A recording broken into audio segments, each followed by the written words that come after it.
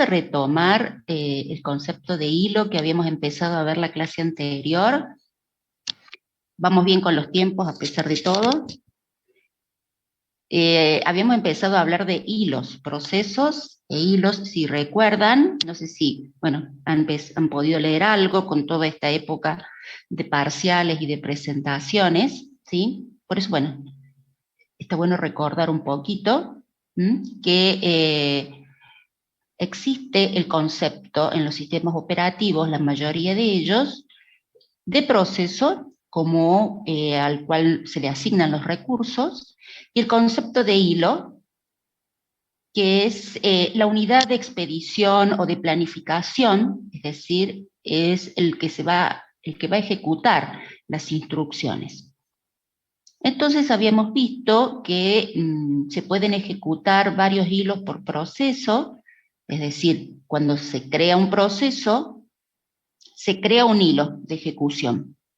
¿Sí? Un proceso para poder asignarle todos los recursos, como es recursos de memoria, principalmente, todo lo que es las estructuras de control, todas asociadas al proceso. Para poder ejecutarlo, se crea un hilo de ejecución. Me pregunta Francisco si subí, sí, está todo en la página, en la V, pueden accederlo ahí.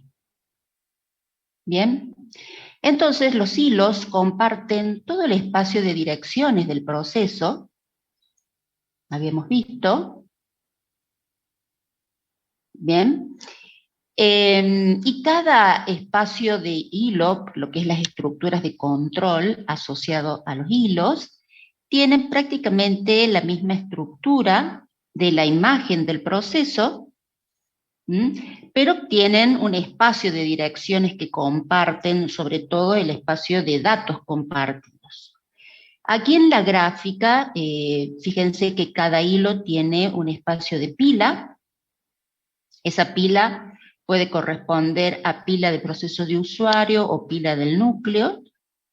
Los registros hacen referencia al espacio de bloque de control de proceso, pero del hilo, ¿sí? El proceso tiene un bloque de control de proceso y cada hilo también lo tiene. Bien.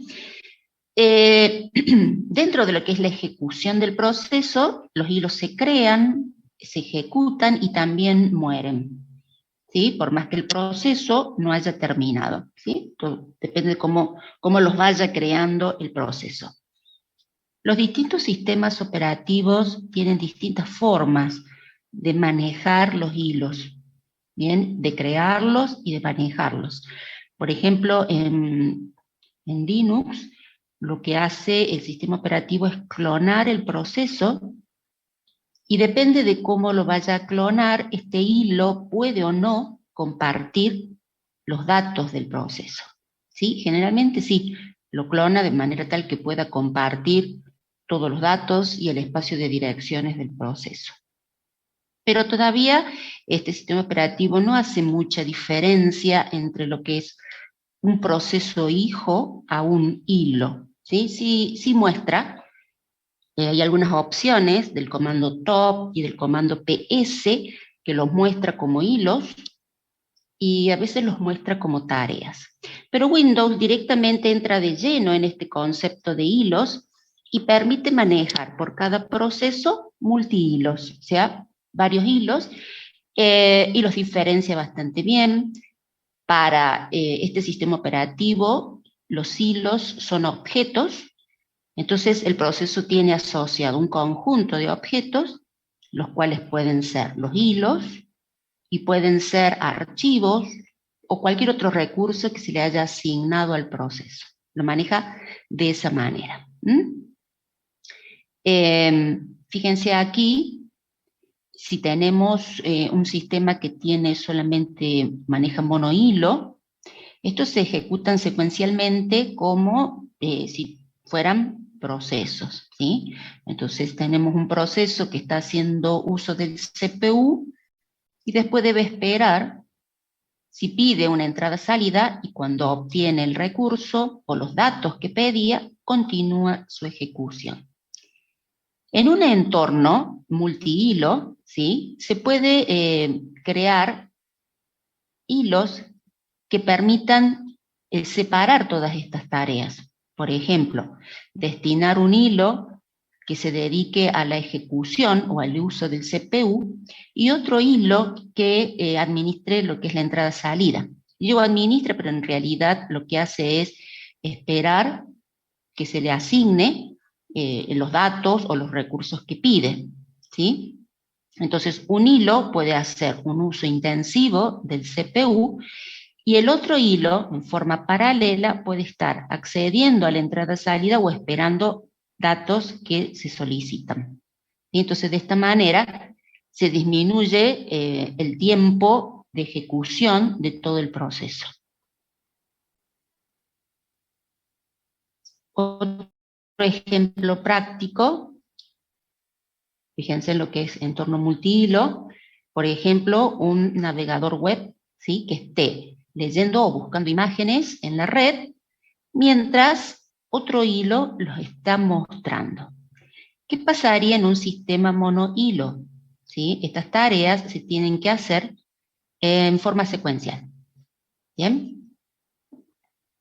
Obtener la imagen, mostrarla. Obtener la imagen 2 y mostrarla, luego obtener la imagen 3 y mostrarla. ¿Sí? Esto lleva un tiempo de ejecución porque esto se está realizando en forma secuencial. Esto puede implementarse en hilos. De nuevo, ejemplificamos con 2 hilos. Uno que pudiera, como decíamos antes, buscar las imágenes en la web y el otro, mostrarlas. Esto permite que el tiempo de ejecución se reduzca considerablemente, ¿sí? Y fíjense que tenemos en un cierto tiempo que se están ejecutando estos hilos en paralelo. ¿Bien?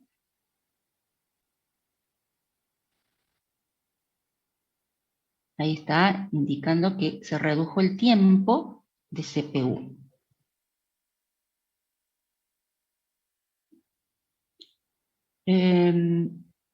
Sí, todavía estoy con el tema de la clase anterior, todavía no pasé, Francisco, a multiprocesamiento simétrico. Pero como lo vamos a ver hoy a ese tema también, lo subí. ¿Bien?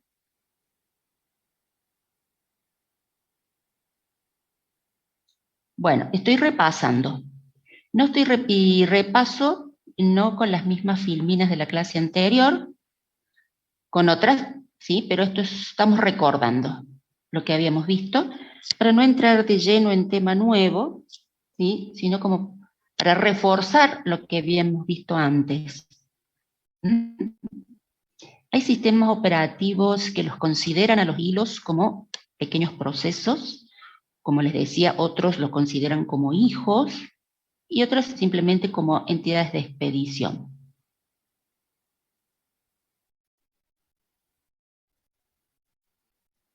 En lo que es la forma más simple, los estados en los que pueden estar los hilos, habíamos hablado de los estados, son listo, ejecución o bloqueado, ¿sí? Pueden estar en alguno de estos 3 estados. Cuando un proceso que tiene asociado los hilos se suspende, recuerden, o está bloqueado, todo el proceso, los hilos no se ejecutan, ¿sí? Porque ese es un estado del proceso, el cual comparten los hilos, ¿sí? Ya sea que esté suspendido, o que esté bloqueado, o que esté dormido, ¿sí? Los hilos, por más que no estén en ese estado, no progresan en su ejecución, ¿sí? Los hilos progresan en los estados listo, ejecución y bloqueado. Para que los hilos puedan ejecutarse y transitar en esos 3 estados, el proceso tiene que estar en estado de ejecución. Entonces es ahí cuando los hilos se mueven, vamos a decir. Si no, no. Bien, estos son los estados de los hilos. Esto ya lo habíamos visto. Hay 4 operaciones básicas para el cambio de estado de los hilos. Primero, cuando se crea un hilo, como les dije, hay distintas formas de crearlo. Una de ellas es, por ejemplo, clonar el proceso, ¿sí? Y si no, hay distintas instrucciones en C que permiten directamente crear una entidad nueva y asignarle un PID o, no es un PID, lo llama un identificador de hilo. Linux lo llama, lo identifica en una columna que se llama LWP, que hace referencia a un proceso ligero, como lo llaman algunos sistemas operativos. ¿Bien? Puede estar bloqueado si necesita esperar un suceso o una entrada de datos o una asignación de un recurso o esperar que otro hilo se ejecute si hay un cierto tipo de sincronización. Entonces, puede estar bloqueado. Se desbloquea cuando se lleva a cabo el evento, ¿sí? Entonces pasa a la cola de listos. Esas son las transiciones. Y bueno, cuando el planificador lo elige al hilo, se ejecuta y luego puede terminar. ¿Bien?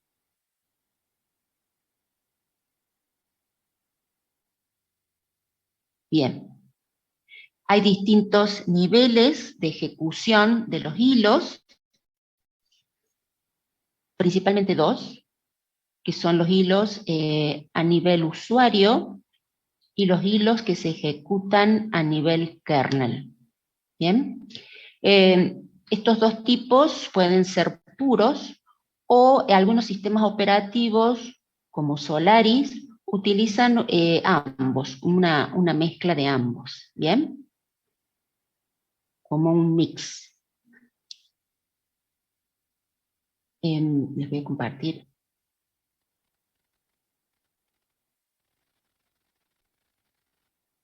Bueno, no es análogo, pero lo que vos dices son modos de ejecución, pero sí, hay algo de relación. Los procesos a nivel usuario estos hilos pueden cambiar de un hilo a otro, cambiar el entorno, pero sin cambiar de modo.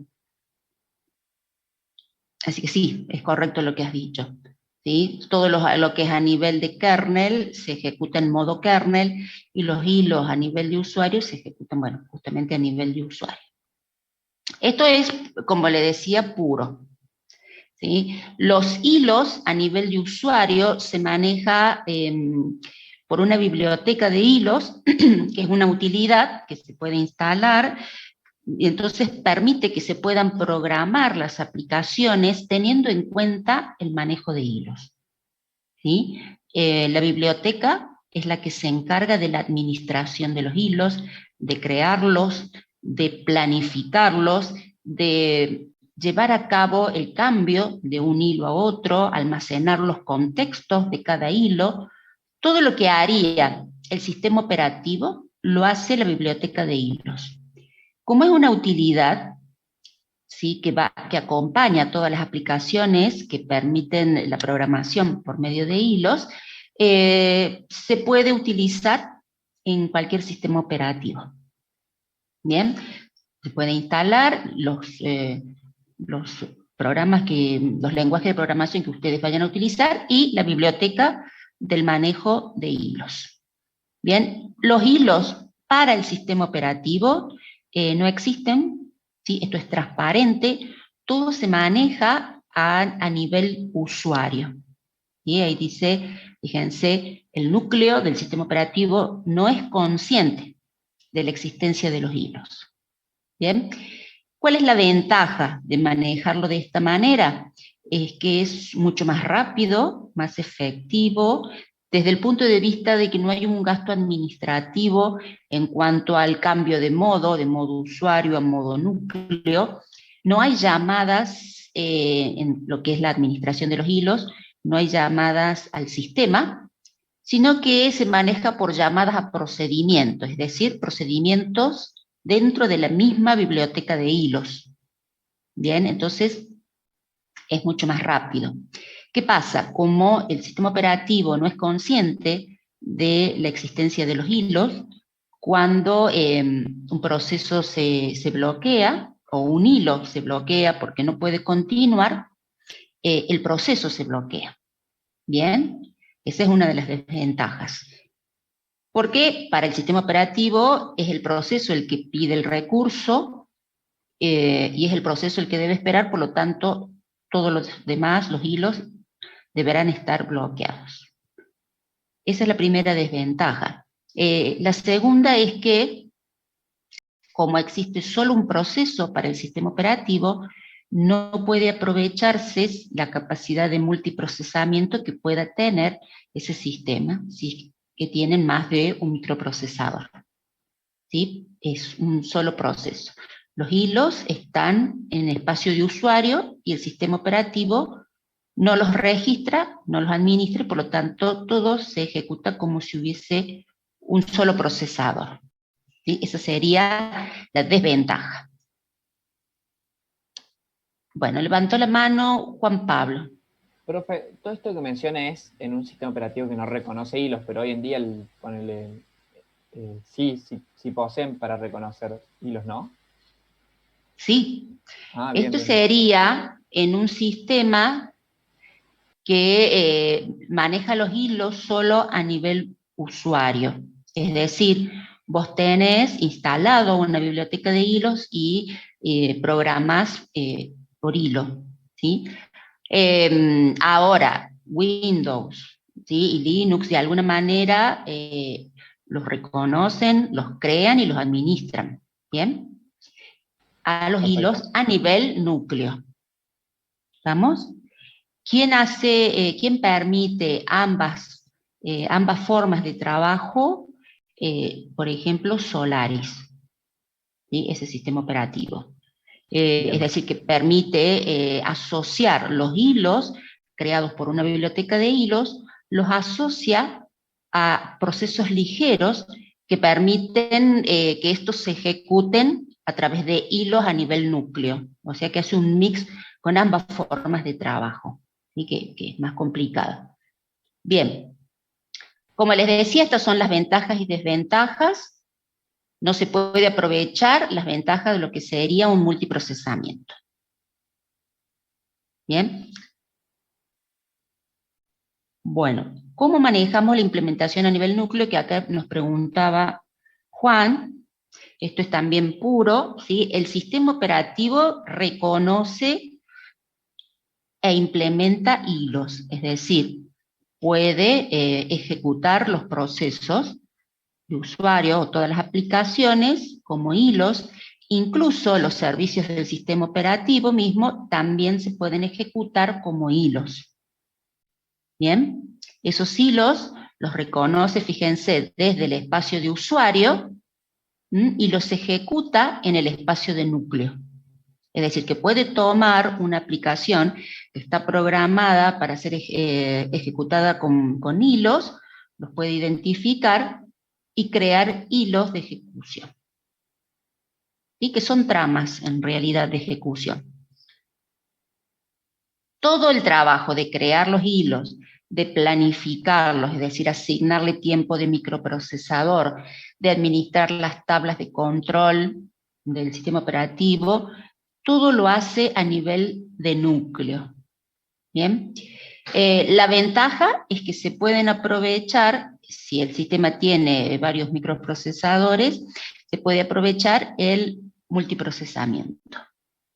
Además, como reconoce los hilos, si uno de los hilos pide un recurso y debe esperar, es decir, se bloquea, los demás hilos del proceso pueden continuar su ejecución. Es decir, que no se bloquea todo el proceso. Bien.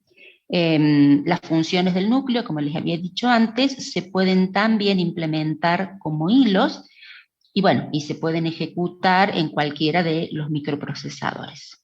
Bien, todo esto que vemos como ventaja, bueno, tiene también un trabajo extra en cuanto al diseño del sistema operativo, ¿sí? Es más complejo. ¿Por qué? Porque cada microprocesador, ya vamos a ver, puede planificarse. Eso quiere decir que cada microprocesador va poder ejecutar un algoritmo de planificación y decidir qué proceso o qué hilo va a ejecutar próximamente, y eso lleva a ciertos riesgos, como decir, 2 o más microprocesadores pueden elegir el mismo hilo para ejecutarlo.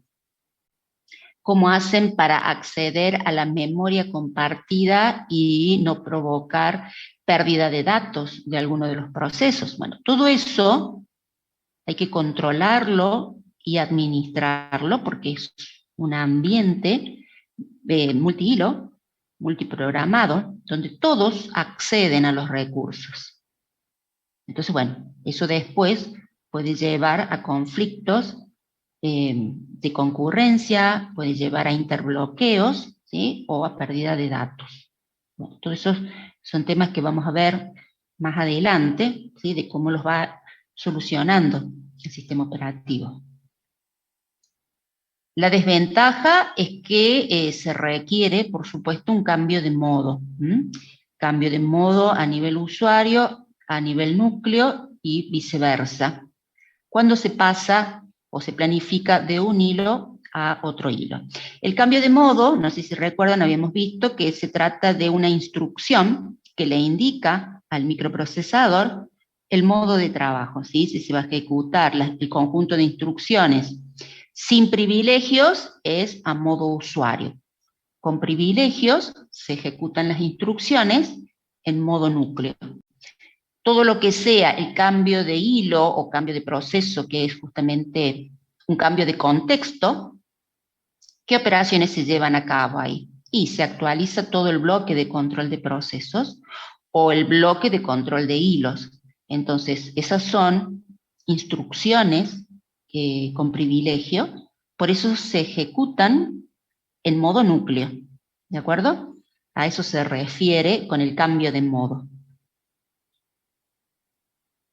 Bien, como les habíamos dicho, está la bibliografía. No sé si tienen alguna preguntita hasta aquí, antes de continuar.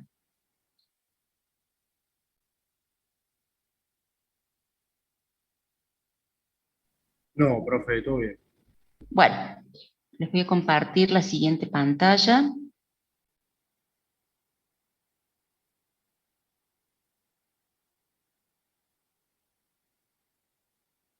Ahí está.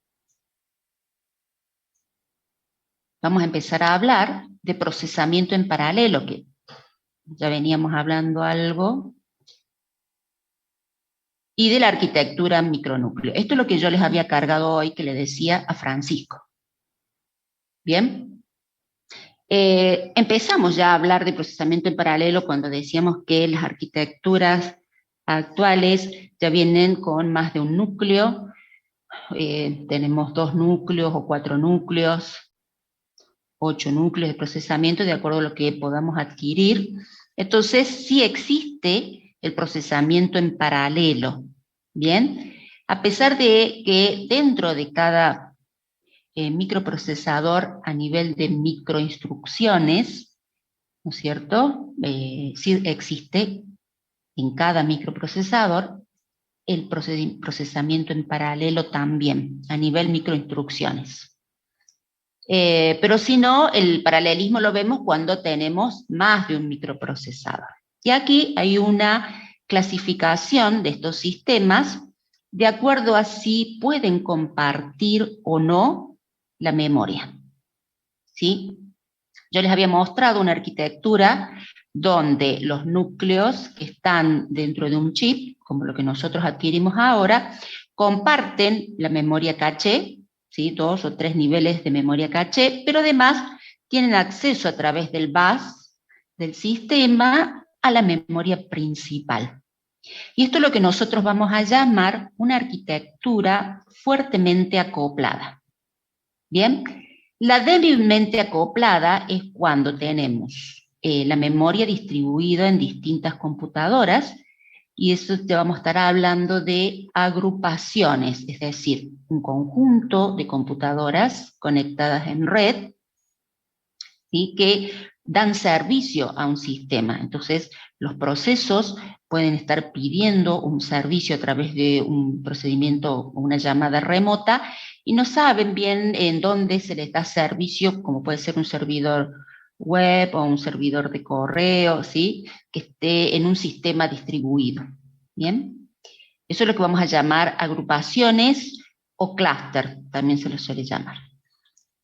Pero se les denomina fuertemente acoplada cuando pueden compartir la memoria en la misma máquina. Y aquí, de acuerdo a la forma en que estén planificados los procesos, se los llama o maestro-esclavo o multiprocesamiento simétrico. ¿Bien? En la arquitectura maestro-esclavo se destina por afinidad, por ejemplo, que uno de los microprocesadores ejecute todas las rutinas del sistema operativo, ¿sí? Los procesos del sistema operativo se ejecutan en el micro que vamos a llamar esclavo. Esto lo que hace es centralizar el control del sistema operativo. Y todo lo que es la asignación de memoria, creación, bueno, de procesos o de hilos, la planificación, la asignación de recursos, todo lo hace el sistema operativo desde un solo microprocesador, y los demás lo que hacen es ejecutar procesos de usuarios, ¿sí? Y todos, por supuesto, comparten la memoria y los controladores de entrada-salida. ¿Bien?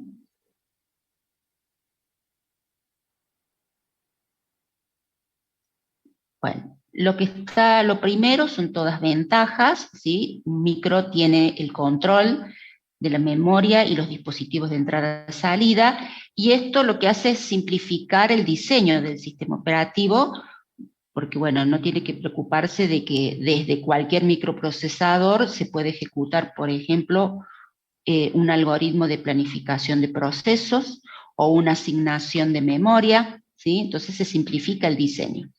¿Cuál es la desventaja? Y bueno, que si falla el microprocesador, el maestro, lo que hace es que no se pueda seguir trabajando con ese sistema, hace que se caiga todo el sistema, hasta que se pueda, como se dice, asignar otro microprocesador para el sistema operativo. Eso se puede hacer por afinidad. Bien, si ustedes se fijan, no sé si lo habrán visto ya en la clase práctica, por ejemplo, en el administrador de tareas, hay una opción que dice afinidad del CPU y se puede asignar a cierto proceso que se ejecute en un microprocesador en particular. La otra desventaja es que el maestro, el CPU maestro, pueda ser un cuello de botella, es decir, todas las peticiones de servicio al sistema operativo se ejecutan en un solo micro, y bueno, puede ser que retrase toda la ejecución de los demás procesos de usuario. ¿Bien? Sí.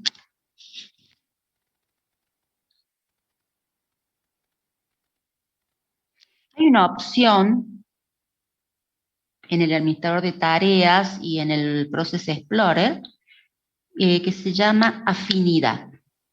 Eso permite asignar un proceso. Ustedes, por ejemplo, seleccionan un proceso, botón derecho del mouse, y ahí dice, en la ventanita que se muestra, está la opción afinidad, es decir, yo puedo asignar ese proceso para que se ejecute en un determinado microprocesador y no en los demás. Bien, esto es cuando ustedes quieren administrar por su cuenta la carga del sistema, que no sea simétrica, sino que directamente ustedes asignan cierto proceso a un determinado micro. Eso es afinidad. La afinidad la pueden asignar, dura lo que dura la ejecución del proceso, ¿no es cierto? Después tienen que asignarla nuevamente. Sé que hay formas por que se puede ya directamente que quede registrada esa asignación también. Cada vez que se ejecute un proceso, se va a ejecutar en un determinado microprocesador. La afinidad tiene sus ventajas y desventajas. La desventaja es justamente los cuellos de botella, ¿sí?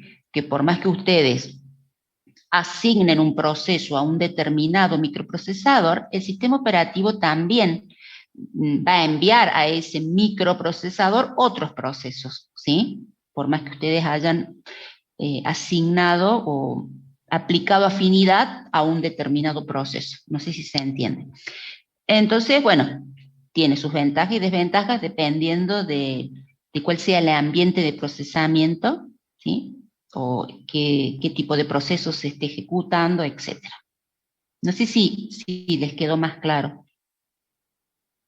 No sé si lo vieron en el práctico. No, en el práctico estamos más atrasados. Pero ¿vieron la clase de administrador de tarea y Process Explorer? ¿Ya la tuvieron? O Y sea, para el bueno, trabajo práctico sí, pero en esa clase les habrán explicado lo que es afinidad. En el trabajo práctico no se les pide afinidad. Es algo que, ¿cómo les puedo decir? A ver, tampoco es que se utilice mucho.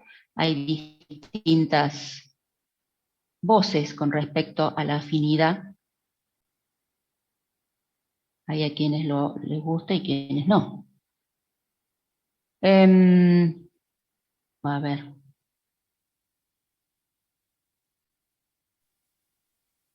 Propiedades.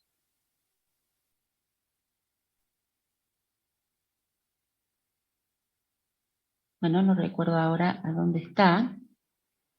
Si está en este o en el Process Explorer, que me lo muestre. A ver.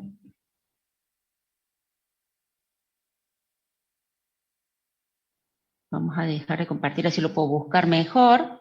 Pero bueno. A ver.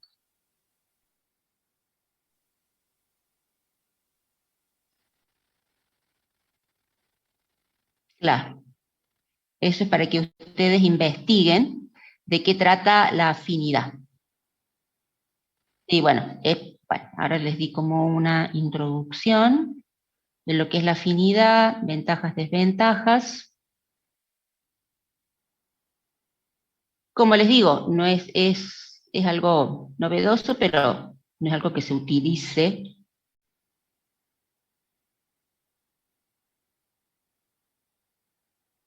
A ver, acá está.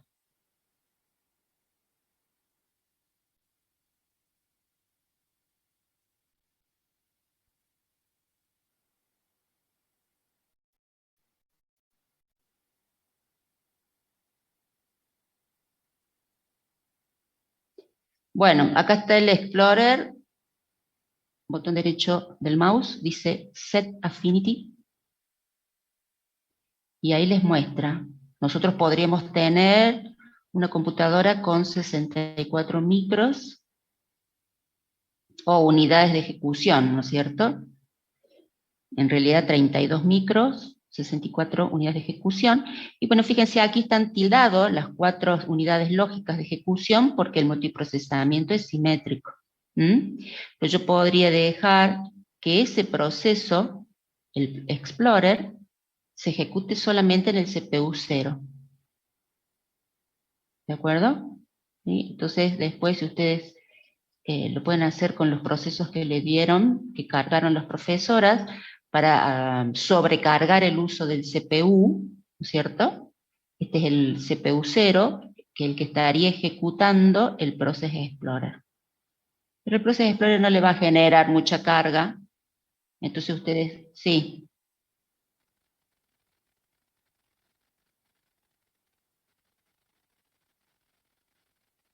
No.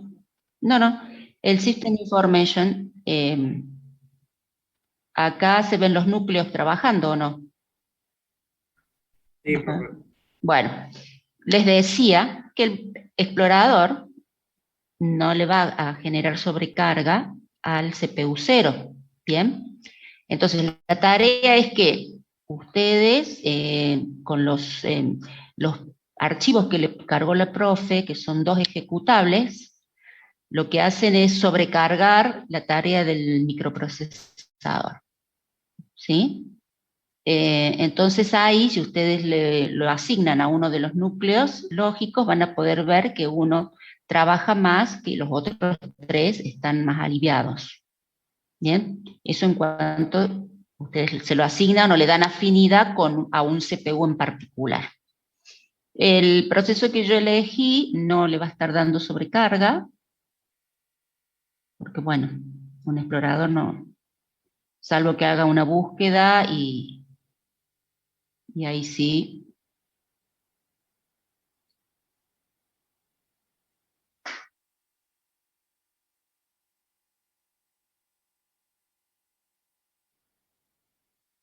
Bueno.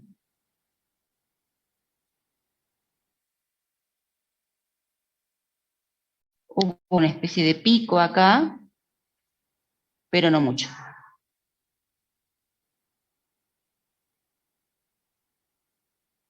Cuando le pedí que busque un archivo.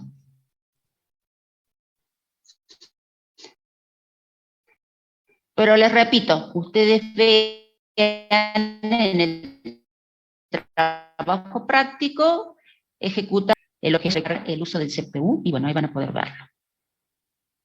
Pero bueno, ya saben cómo lo van a asignar. Un momentito, ahora. ¿Dónde estábamos? Acá.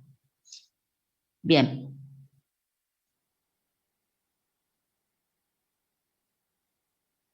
Bien, ahí Nahuel dice que en el práctico sí. Perfecto. Bien. Bueno, seguimos. Maestro esclavo. ¿Quedó claro esto, no?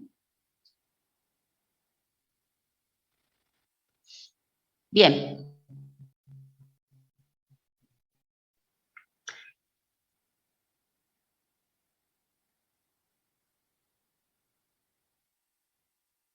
Bueno, ¿de qué trata el multiprocesamiento simétrico? ¿Sí? Todos los microprocesadores van a ejecutar cualquier proceso, por eso se denomina simétrico, es el sistema operativo el que va a distribuir la carga de cada uno de ellos, ¿bien?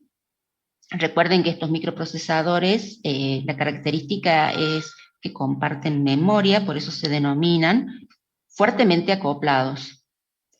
Fíjense que cada microprocesador tiene su nivel de caché, caché 1, o caché 1, perdón, nivel 2 o nivel 3. ¿Cuál es la ventaja? Es justamente que se puede multiprogramar los procesos y los hilos, ¿sí?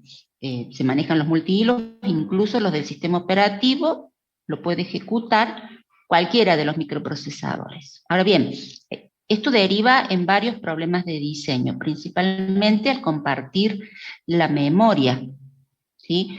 Cuando los procesos tienen, por ejemplo, los datos en la memoria caché, de los cuales solamente ellos acceden, y tienen que modificar estos datos, tienen que de alguna manera comunicarlo a los otros microprocesadores para que sepan que esos datos van a estar modificados, ¿sí? Además, tiene que haber un control de acceso a la memoria principal, porque todos los microprocesadores van a poder estar accediendo.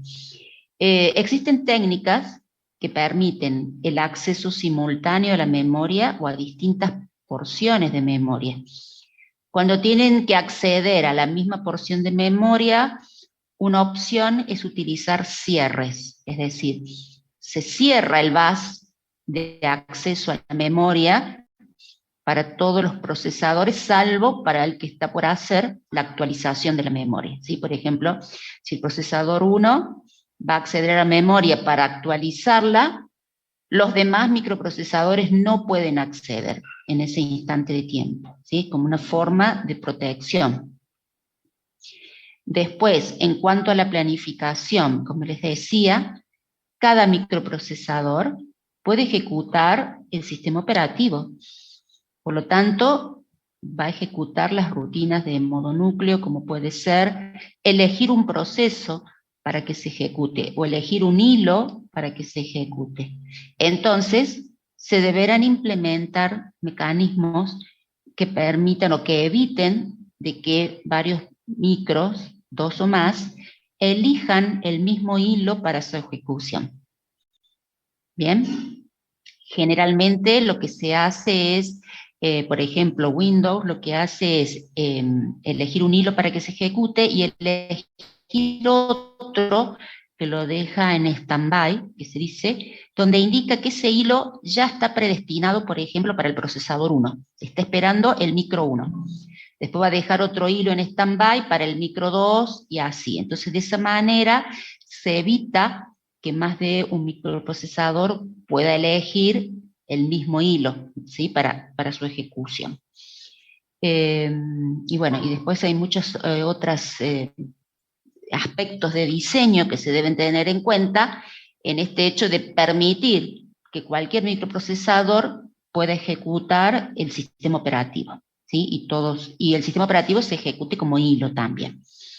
Bien, todo esto están interconectados por medio del bus del sistema.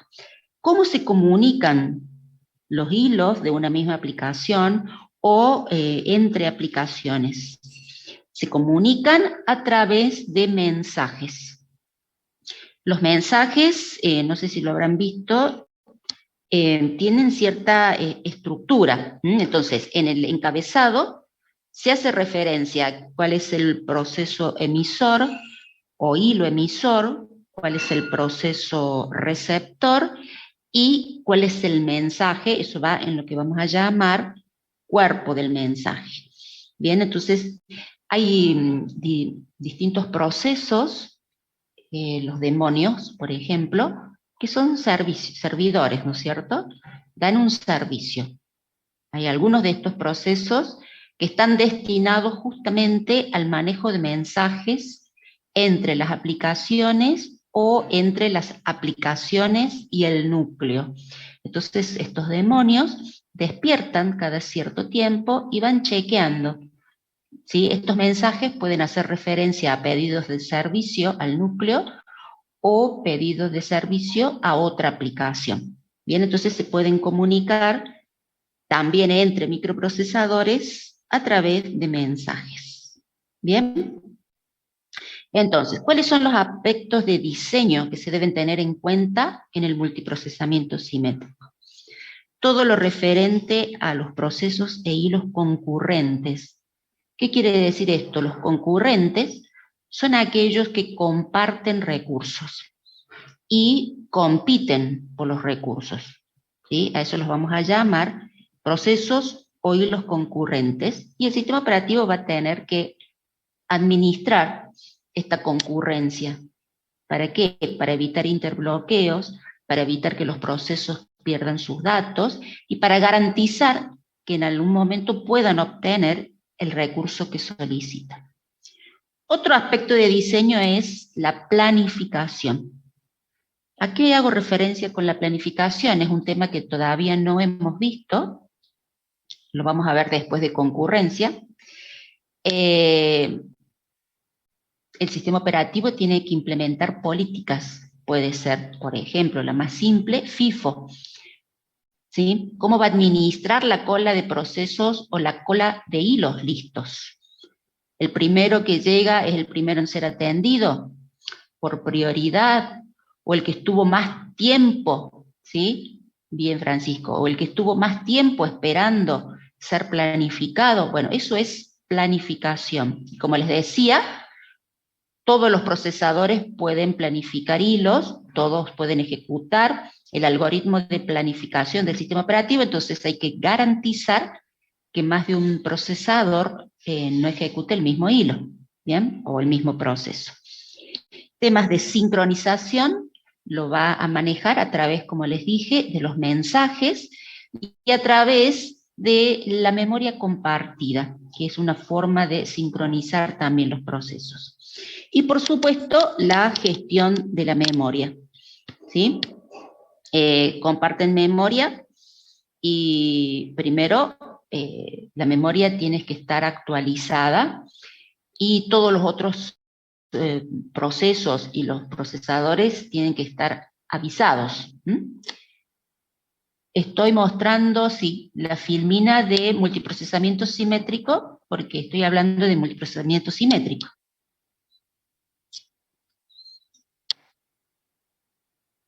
¿Bien? Bueno, eso es los aspectos de diseño. Características, como ya dijimos, las repasamos. El núcleo se puede ejecutar en cualquier microprocesador. Comparten la memoria principal, por eso son fuertemente acoplados. Comparten todos los dispositivos de entrada-salida. Es simétrico porque todos pueden ejecutar procesos de usuarios y procesos de núcleo. Pueden ejecutar el sistema operativo. Cada procesador se autoplanifica, que es lo que yo les decía recién. Pueden ejecutar el planificador y van a elegir el siguiente proceso a ejecutar.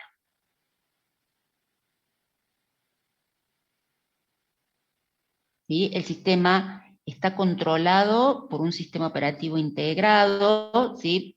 Planifica todos los procesadores y permite la interacción entre los procesadores y los programas. Bien, aspecto a tener en cuenta son los aspectos de diseño, evitar conflictos en la planificación, tratar el problema de coherencia de caché, como yo les dije, cuando se actualizan los datos en caché de uno de los micros, debe enviar de alguna manera alguna señal o mensaje para que los otros microprocesadores sepan que esos datos en caché están modificados hasta que se actualice esto en la memoria principal. Bien. La sincronización habla justamente del acceso a la memoria compartida. Implementan técnicas que permiten acceder en forma simultánea a distintas porciones de la memoria, pero cuando hay que acceder a una misma porción de memoria o actualizar los datos de caché a memoria principal, una opción es, por ejemplo, cerrar el bus. Solo se le permite el acceso a memoria al microprocesador que va a realizar la actualización, ¿sí? Bajar todos los datos que están en caché, pasarlos a memoria principal. En ese instante de tiempo se cierra el bus para los demás microprocesadores para poder realizar esta operación sin preocupaciones o sin peligro de que se pisen datos. ¿Bien?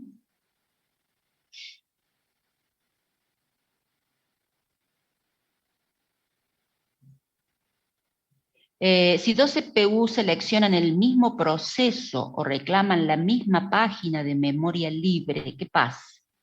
¿Sí? Bueno, ahí hay un problema de competencia, ¿sí? Esto ocurre porque existe la concurrencia. Cuando dos o más procesos acceden, ¿sí?, al mismo recurso, o sea, el sistema operativo le permite eso, es lo que no debe permitir el sistema operativo. Una solución a esto podría ser asociar un mutex. Un mutex es como una variable de bloqueo que administra el sistema operativo, ¿sí? Entonces, lo que hace es convertir a todo el sistema en una gran región crítica.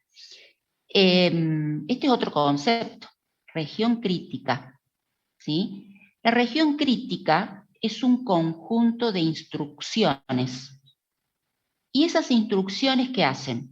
Acceden al recurso compartido y lo modifican, como puede ser una variable, ¿sí? Entonces dice que todo el sistema es una gran región crítica, ¿bien? Entonces, cuando una CPU desea ejecutar código del sistema operativo, debe adquirir primero el mutex, es decir, como una llave que le permita ejecutar esas rutinas del sistema operativo.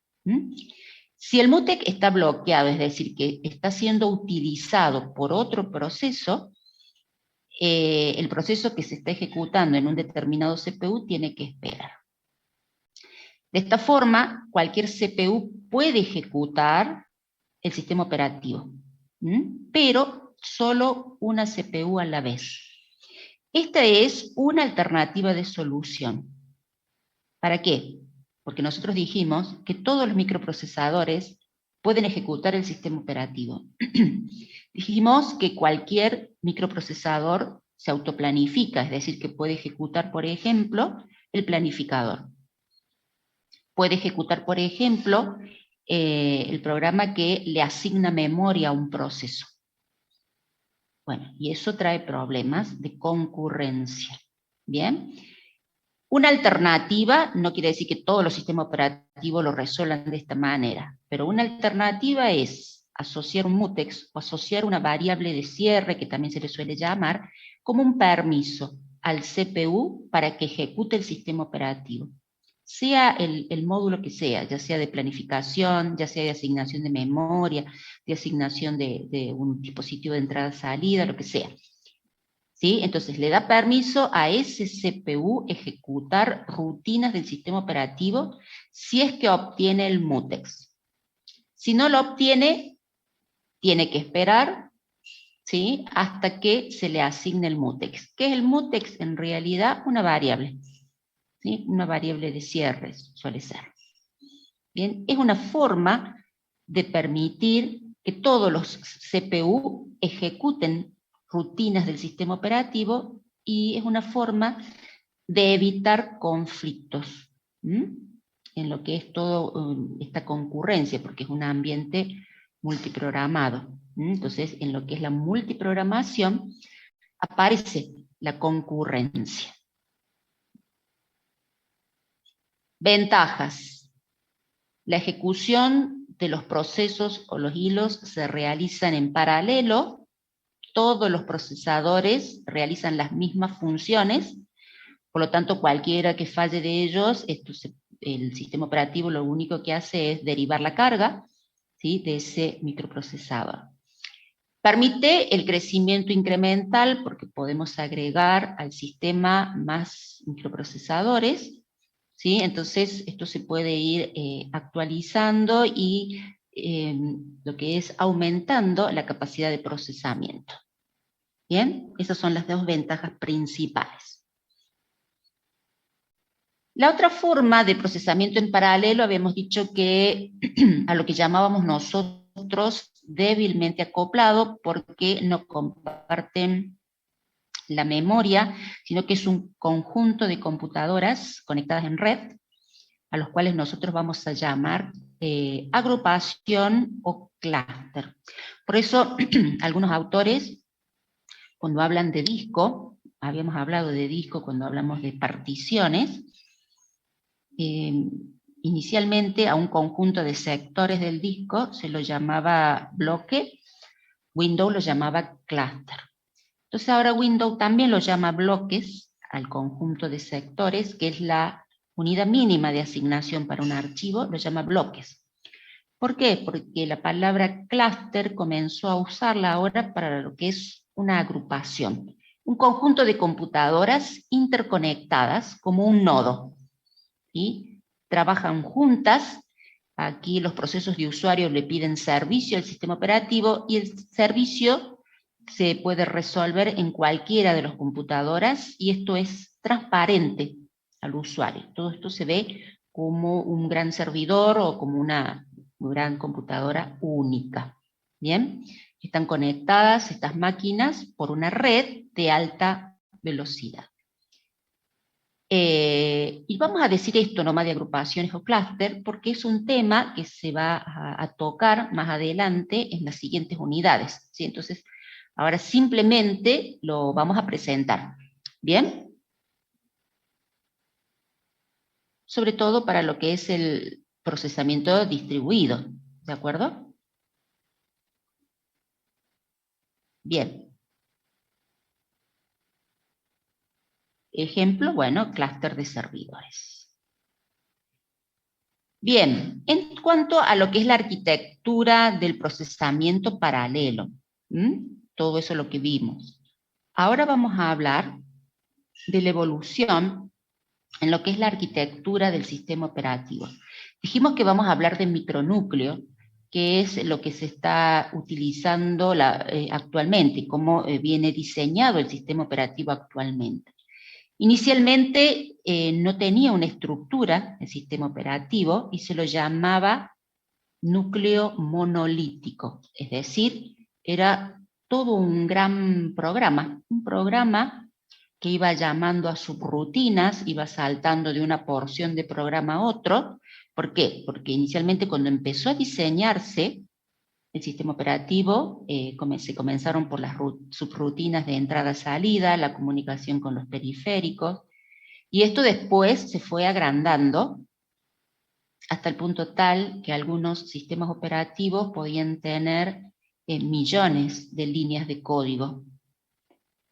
Y cuando había que modificar, actualizar, ¿no es cierto?, reparar algún batch en lo que es en la ejecución del sistema operativo, se tornaba prácticamente imposible. ¿Bien?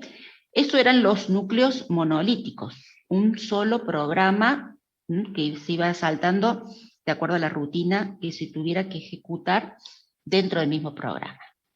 Una opción fue estructurar todo esto en capas.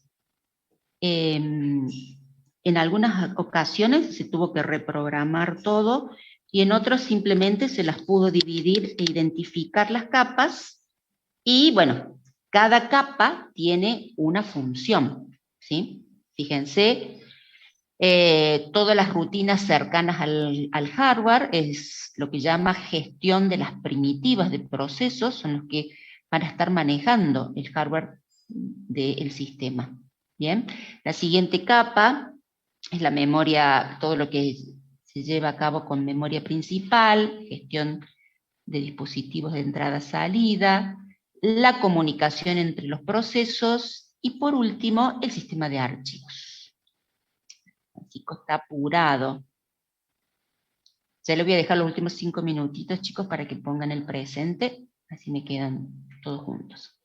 Bien, entonces, esto le dio mayor, ¿cómo les puedo decir?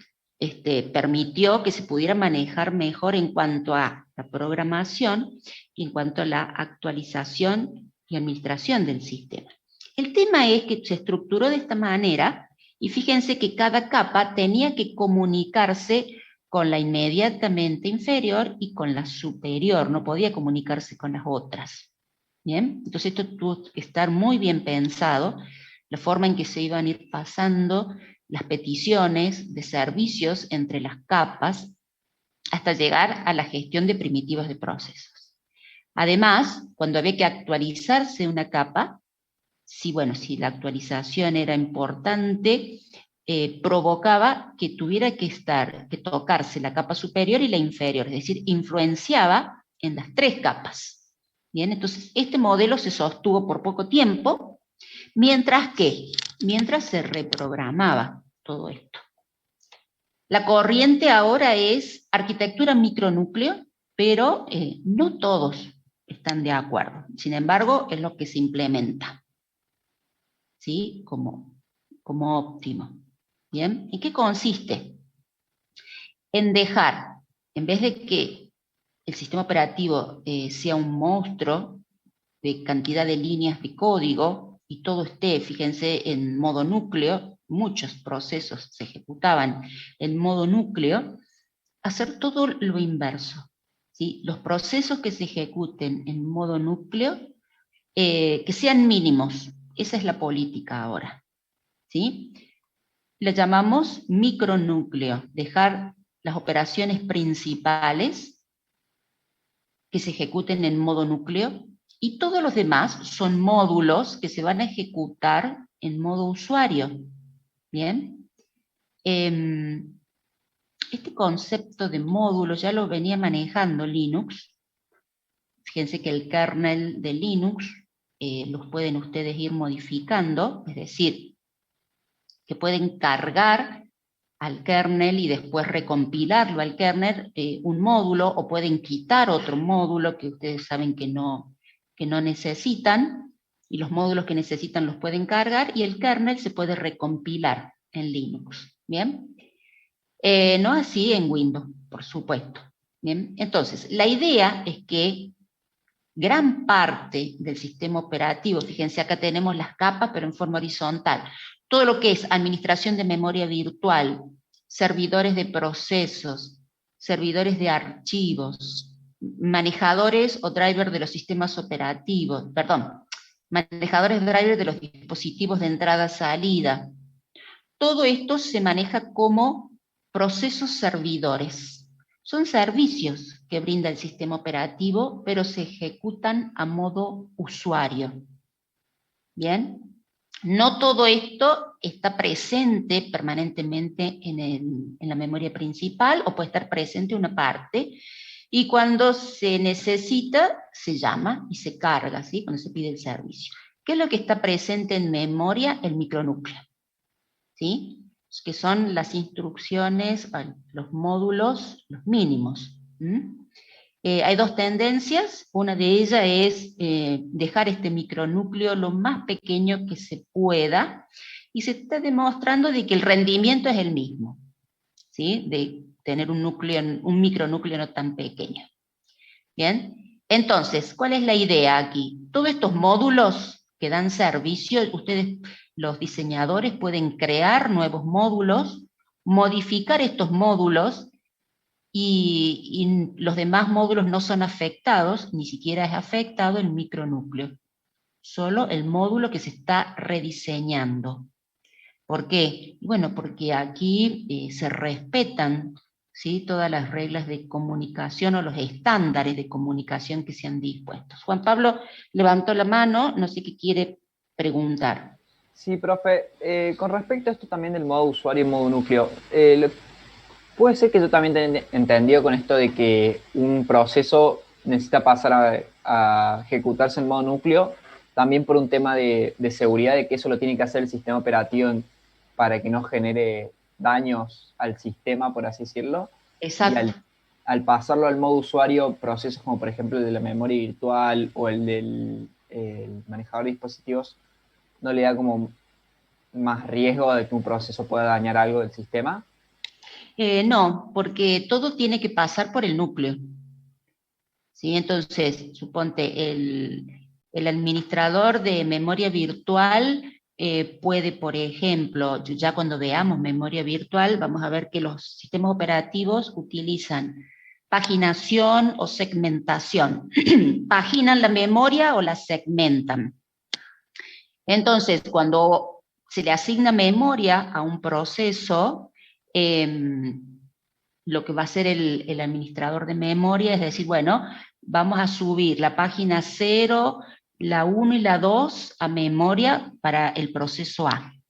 Después el proceso A se ejecuta y dice, no, yo necesito otra página, necesito la 6, necesito la 10, y lo pide, pero es el micronúcleo el que va a administrar esa comunicación. Entonces, la memoria virtual, ese módulo va a decir, bueno, a ver, voy a mandarle la página 10 que pidió, pero voy a bajar de memoria, necesito lugar, voy a bajar la página 0, que me parece que no la va a usar más el proceso. Bien, pero para realizar todo eso, toma decisiones el módulo de memoria virtual. Pero ¿quién realiza? El micronúcleo. Todo pasa por el micronúcleo, ¿de acuerdo? Entonces llega un momento en cuando se llevan a cabo las operaciones, se hacen en modo núcleo, ¿de acuerdo? Entonces Bien. hay ciertas partes de lo que es la administración, como toma de decisiones, elecciones, ejecución de algoritmos, en modo usuario. Pero siempre termina llevando a cabo lo más crucial, el micronúcleo, porque no puede dejar de controlar el sistema operativo. ¿De acuerdo? Ahora se entiende, gracias. Bien. Perfecto. Entonces, solo las funciones esenciales del núcleo del sistema operativo permanecen en lo que llamamos kernel o micronúcleo. Fíjense que son todas las cercanas al hardware. En lo que es manejo de memoria virtual interviene mucho el hardware del microprocesador. el microprocesador viene equipado a nivel de hardware, por supuesto, para poder manejar memoria virtual. ¿Bien? Entonces lo maneja el micronúcleo. Las aplicaciones y los servicios se construyen sobre el micronúcleo y se ejecutan en modo usuario. Bueno, como ya dijimos, muchos de los servicios pasaron a ejecutarse en modo usuario. Características: cada servidor, cada módulo se comunica con los demás servidores, es decir, todos ellos, memoria virtual, servidor de procesos, todos se comunican a través de mensajes, pero todos los mensajes no pasan directamente entre ellos, sino que los administra también el núcleo, ¿sí? Es el que permite la comunicación entre los servidores. Es el núcleo el que administra los mensajes y es el que protege el intercambio de mensajes. Es decir, sí están divididos los servicios, sí se ejecutan a modo usuario, pero siempre bajo la supervisión del núcleo. No se desentiende el núcleo de todo esto. Ventajas, justamente habíamos dicho que la flexibilidad al crecer, la flexibilidad que permite modificar los módulos sin que los demás se vean afectados. ¿Sí? Esas es las grandes ventajas que tiene esta arquitectura. La portabilidad está ahí por verse. Todo esto depende también mucho de la arquitectura de los CPU, por lo tanto tiene que estar diseñado para que pueda ser portable. Bien, y por supuesto la fiabilidad, eso está en crecimiento también. Funciones, la gestión, del micronúcleo. ¿Qué le queda al micronúcleo? La gestión de la memoria, pero a bajo nivel, como yo les decía, todo lo que es manejo de memoria virtual en cuanto a traducción de direcciones de acceso a memoria, ya lo vamos a ver más adelante a este tema, se lleva a cabo en el microprocesador a nivel hardware. Todo esto lo controla el micronúcleo. La comunicación entre los procesos, entre los servicios, entre los módulos, se lleva a cabo a través de mensajes, y todo pasa por el micronúcleo. Y por supuesto la gestión de interrupciones y la gestión de la entrada-salida también está a cargo de este micronúcleo. Las interrupciones son muy importantes porque es una forma que tienen también los dispositivos y los componentes dentro de una computadora para poder comunicarse entre ellos. Lo hacen también a través de las interrupciones. Entonces esto lo maneja también el micronúcleo. ¿Bien? ¿Estamos? Bueno, y esto simplemente lo deben tener ustedes en el práctico, los estados en los que puede estar un proceso en Linux. Esto ya lo tienen ustedes. ¿Bien? Bueno, hasta acá vamos a llegar hoy. Pueden poner presente en el chat. Todo esto está en el libro de Stalin para que lo vayan leyendo. No sé si van a poder aprovechar las vacaciones, quizás sí, si no salimos de fase 1 y medio a 2, van a poder leer y empezar a preparar toda esta parte ya para después. El segundo parcial incluye todo esto de procesos y memoria. Son 2 capítulos largos, chicos. Nicolás levantó la mano, no sé qué quiere preguntar. ¿Tiene idea, profe, más o menos cuándo va a ser el parcial, el segundo? No. Pero ¿no está en la modalidad académica? ¿La planificación? Ah, me tendría que fijar. Mala mía. Fíjate, en la modalidad dice planificación, y a ver, me voy a dejar de compartir y veo si lo encuentro yo.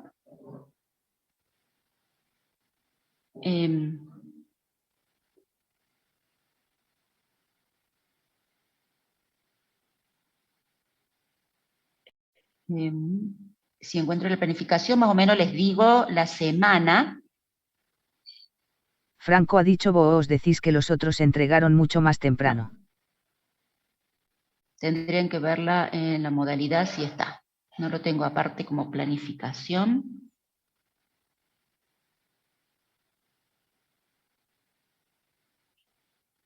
No. Bueno, se los puedo publicar o mándenme un mail y me lo recuerdan para la clase que viene, cosa que ya lo tengan. Franco ha dicho nosotros somos el grupo 6 más según la fresco el UV. tema, pero no lo tengo, chicos. Ah, bueno, Tiene profe. que ser, generalmente es la segunda semana de septiembre. Generalmente.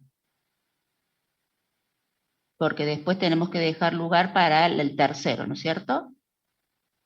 Entonces, bueno. Son 3, exacto. Así que, de acuerdo a los tiempos, tiene que ser quizás la segunda semana de septiembre. No, no lo tengo. Lo voy a buscar. Pero me tienen que hacer acordar. ¿Cuándo sería más o menos, profe, perdón?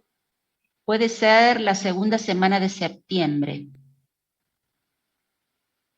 Más o menos, chicos. Si ustedes me hacen acordar, mándenme un mail el jueves, entonces yo lo busco y ya para el viernes les tengo el dato. ¿Bien? O la otra es que yo se los publique en la UB.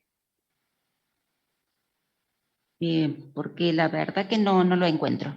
Tengo que preguntar. ¿Bien? Bueno, vamos a llegar hasta aquí. La semana que viene empezamos a hablar de concurrencia. ¿De acuerdo? Todos los problemas que trae la multiprogramación, porque la multiprogramación lo que permite es que los procesos compartan. Compartan el tiempo del microprocesador, compartan la memoria, compartan los dispositivos de entrada-salida, compartan los archivos, las variables del sistema, que compartan, y eso es concurrencia. Y eso trae muchos problemas. Entonces eso es lo que vamos a empezar a ver el viernes, o por lo menos lo vamos a dejar planteado porque es la última clase. ¿Bien? Bueno, chicos. Nos vemos, profe. Buen fin de. Buen fin de semana, igualmente. Gracias, profe, igualmente. Profe. Que pasen buen fin de... Igualmente, háganme acordar del tema del parcial, chicos. Bárbaro, sí, sí, sí. Bien, nos vemos, chicos. Gracias, igualmente.